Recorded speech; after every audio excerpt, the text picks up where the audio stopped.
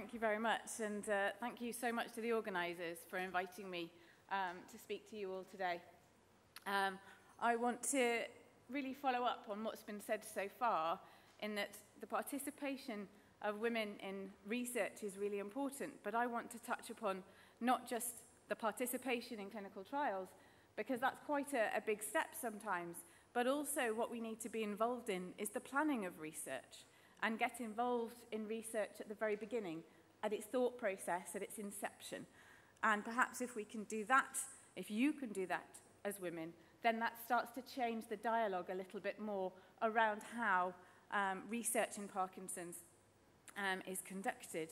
And that might make a big difference.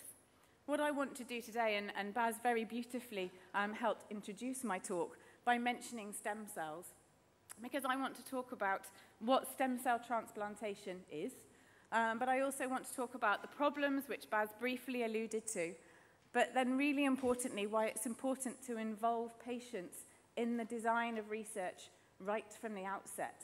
And that's really importantly where we need a very important component of diversity involved in that very first step.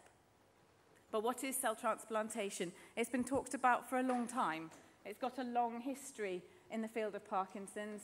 Really, the first studies were conducted in the 1970s, and we're really now at the point where hopefully we're making that move towards really meaningful clinical trials. The principle of cell transplantation, which is what Baz alluded to, is the fact that we, as you will mostly be aware, Parkinson's disease is a loss of dopamine in the brain. And so if we can put some dopamine back into the brain, if we can put some little dopamine factories back into the brain, can we try and restore function? And that's what this diagram tries to show you. Most of the studies that have been done so far have been conducted with dopamine cells which are growing in the developing brain. So these are from fetuses. We can take the developing brain, we can take those developing dopamine factories, and we can break those cells down and inject them directly into the brains of people with Parkinson's disease. And this theory was first discussed and described in the 1970s, and lots of research has been done since then. The first clinical trials were done in the 1980s. And really, through the 1980s, 1990s, there was lots of small clinical trials done, and then there was the decision made to do some big clinical trials. Could we really try and see whether this really worked, whether the principle of putting cells into the brain would really help people with Parkinson's disease? So 2 studies were conducted in the United States, and there was a big study also done in Europe at the same time. Unfortunately, what happened in those studies was that they weren't able to prove that the transplants were effective, but more importantly, and something that really stopped everything dead, was the fact that they proved or identified some side effects from those cells that had been put into the brains. And that was really problematic, because once you put the cells in, you can't take them out again. So realizing that there were side effects caused by this treatment was something that urgently needed to be addressed.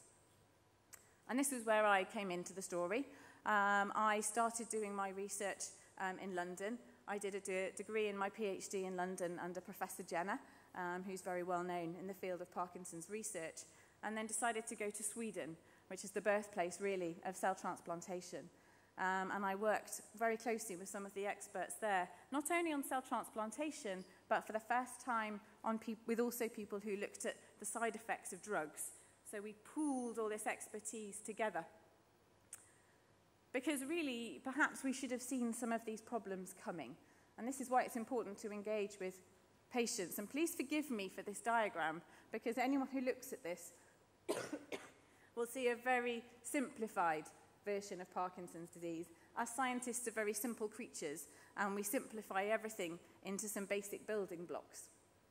And you'll also notice my deliberate mistake of a very genderized but very classic picture of someone with Parkinson's here who is male. But we define Parkinson's really in the laboratory as a loss of dopamine. Patients take L-DOPA. They experience side effects from that L-DOPA. In our model, they would then have transplantation, hopefully, of stem cells to try and restore their function to make things work, but they would also then have to continue with their drug treatment. And when I started to look at this, I thought, well, we've got a bit of a problem here, because although this is very simple, in rats it's even simpler, and most of our experiments are done in rats. And they're actually mostly done in male rats. We veered away from using female rats because of the very issues that we need to be addressing, the very issues of a menstrual cycle, the very issues of hormone fluctuations, and we tend to go towards male rats for most experiments. Almost all experiments have been done exclusively in males, but also in this hugely simplified way where we just look at a loss of dopamine. And that in no way represents someone with Parkinson's disease. So I did the first experiment, and again, this will look very simple, but it was a very simple approach, really just to start looking at what happens if you put these cells into the brain of someone who's already taking drugs, who doesn't just have a loss of dopamine, but is replacing that dopamine every couple of hours, not just even once a day. So we started to make some progress here.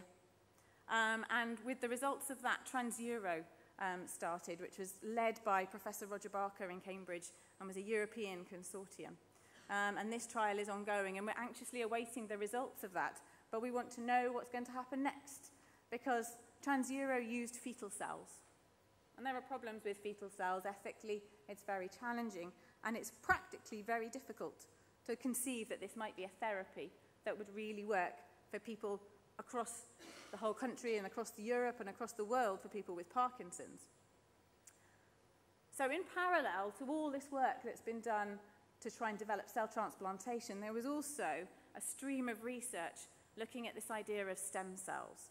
And that really developed alongside the idea of cell transplantation to the point that we're at now, where we can actually take stem cells and turn them into these dopamine-producing factories. So what are stem cells? Excuse me. Stem cells are really important cells. They're the origins of how we become, because they're these wonderful little cells that have amazing potential. And I like to think of stem cells in this way. This is my little boy.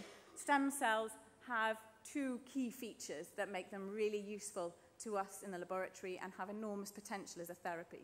Because stem cells can divide endlessly. They can keep dividing. Luckily, mine only divided twice. I've only got two. I wouldn't keep going. But the other important factor about stem cells is that with the right guidance, with the right instructions, they can become anything. They can become any type of cell in the body, which is why I quite like the children analogy, because with any guidance, they should be able to become anything they want in the world. I'm hoping for scientists, but we'll see. But that's the great thing about stem cells, but it's taken us a long time to figure out the guidance cues, the important instructions to turn stem cells into dopamine neurons, that dopamine factory that we need. But we're there. And we're at the point now where there are developing trials in Cambridge with Roger Barker, in association with some brilliant scientists in Sweden, Marlin Palmer, and also in New York, where they're looking at planning stem cell trials. And there are also another type of stem cell trial ongoing in Kyoto and in the States as well, using what are called induced pluripotent stem cells, another type of stem cell that really has the same kind of capacity. So this is really exciting, but are we still missing something? Well, yes, we're missing input. We're missing understanding people with Parkinson's disease. And I got very interested in this idea because I wanted to ask the potential recipients of transplants what they thought and what they knew about cell transplantation, because it's a very complex therapy. In the same way that the GDNF trial highlighted quite how complex clinical trials are, as I'm sure many of you are aware from the wonderful documentary that was produced. So I wanted to know what people with Parkinson's disease thought about what we were doing in the laboratory, and also what they thought about having cell transplantation, what they knew. So I approached Parkinson's UK to try and find out, and I worked with their research group to try and do something called public patient involvement, to try and encourage people, from members of the public and people with Parkinson's, to talk about research with us before we even do the experiments, because that's the best way to really understand what the problems are. So we sent out a questionnaire and 500 people responded. I was a bit overwhelmed by the number of people that responded to our questionnaire to ask what their thoughts were about cell transplantation. And then we did some more detailed focus groups where we talked to people face to face about what they understood. The results really blew me away because this provided real evidence that stem cell therapy is very much desired by the community, which was very exciting for me. We asked whether you would have stem cell therapy. Most people said yes. Would you consider taking part in a stem cell trial, which is quite a different thing, I think? Most people said yes. Quite a few people were unsure, which was understandable. What was interesting to me was when we asked what people would be willing to do as part of that clinical trial, they said pretty much anything. Now that's amazing, but that's also where it's really important that we plan those trials properly, because patients will in principle be willing to do a lot of different things. But if we ask you to get involved in having a brain scan, in doing lots of exercise, in monitoring your daily activities, is that something that's sustainable for 6 months, 8 months, a year within a clinical trial? In principle, you might be willing to do everything. In planning a trial, is that practical? What can we really ask you to do? And are there differences between men and women and those restrictions in planning a clinical trial that are really important to uncover? We asked about what issues would most concern you, and this is really important because the long-term side effects that we found with the first fetal cell trial are really an issue, because long-term side effects was the biggest concern for people, understandably, that might go forward with that trial. And we asked both patients and their carers, people with Parkinson's and their carers, what they thought about the risks. It was really insightful for me because I've spent most of my life looking at rats going round in circles, and having that face-to-face contact time as a laboratory researcher is inspiring, it's invaluable, but it's also led to me thinking differently about the way I do my research. One of the important features that I felt that came from this was the range of hope that people expressed about what therapy could achieve. And we asked people what they would hope to achieve from stem cell therapy. And this was very varied, from simply slowing the progression of their disease to completely curing it.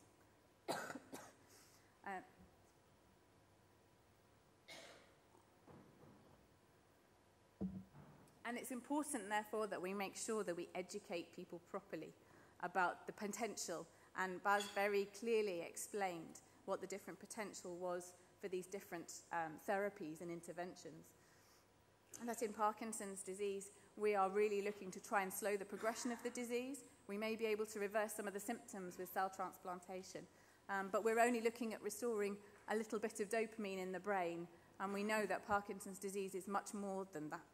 And this is our very simplified scientific view of Parkinson's. It's not a patient view of Parkinson's. So we need to be very, very cognizant of the range of hope of people that we're talking to. We talked about lots of other issues around stem cells and what factors that we need to consider. We talked about in the focus groups, one of the big issues that came through was where people were in the stage of their disease. And that's, again, something that's very different between men and women. The concept of the ownership of the disease. I feel that you own your disease as a patient, and that came through very strongly in a way that isn't actually seen in other disorders, possibly because of how varied the condition is. But really what I found, and what I think is really important, and what I want to encourage everybody here to do, is to be involved in research. That doesn't necessarily mean to be a participant, but you can shape and build new research by being part of a public patient involvement group. I run a group called Brain Involve in Cardiff, and that captures people with different neurological conditions, and we invite them to get involved at the planning stages of research. And that has built new research and new concepts into the way we address a range of different neurological disorders.